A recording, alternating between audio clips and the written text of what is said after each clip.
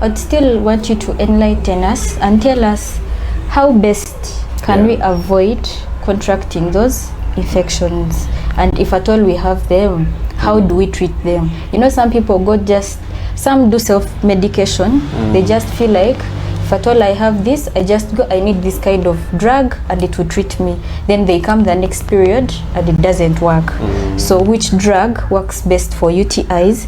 Which drug works best for infections? And how best can I manage it if at all I've been having it and I don't want it to keep reoccurring? Thank you, Claire, for those crucial questions.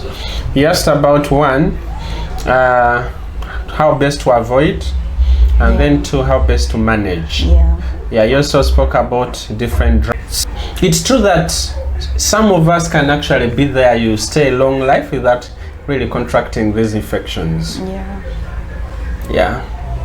It is possible, and you need to take precautions. Now, for the issue of the UTIs, one, you need to maintain that personal hygiene. Very key. But you'll allow me that as I talk about UTIs, I may deviate slightly and talk about STIs, because sometimes they can come as mixed infections. They can come as mixed infections. So one of them, like as I said, hygiene. Hygiene is very key. And when I say hygiene, it means toilet use. When you go to ease yourself, if you have to clean yourself, you clean from the front to back and not the other way around.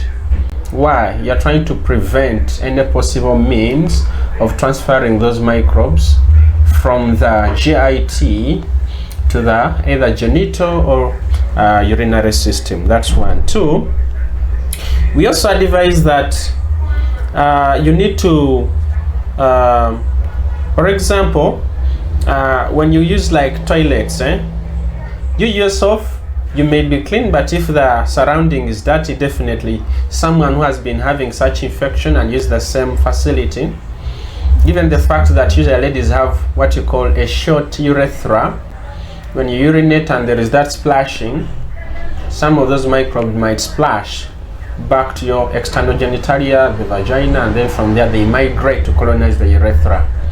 That's also possible. Then also three is you need to boost immunity. It's important that you really need to boost immunity.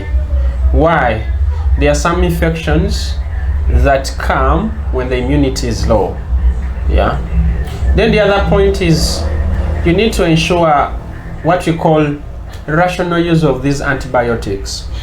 You see, antibiotics are good actually since the beginning of the 20th century. When these were discovered, they played a revolutionary role in advancing Medicare. But due to irrational use, some of them have started being ineffective. So we need to ensure rational. And when I say rational, is that you shouldn't self-medicate. Why? Most of these are broad spectrum, so they also end up killing the good bacteria. I'll just mention some. So in the female and male external genitalia, we have some good bacteria like lactobacilli. These are good bacteria. And when I say they are good bacteria, it means they try to outcompete the pathogenic ones from colonizing us, the hosts. So when you kill them by using the broad spectrum bacteria, you leave your systems unchecked, that when you get exposed, you can easily be colonized. So in short, we need to regulate, or we need to minimize or avoid self-medication, especially when it comes to using antibiotics.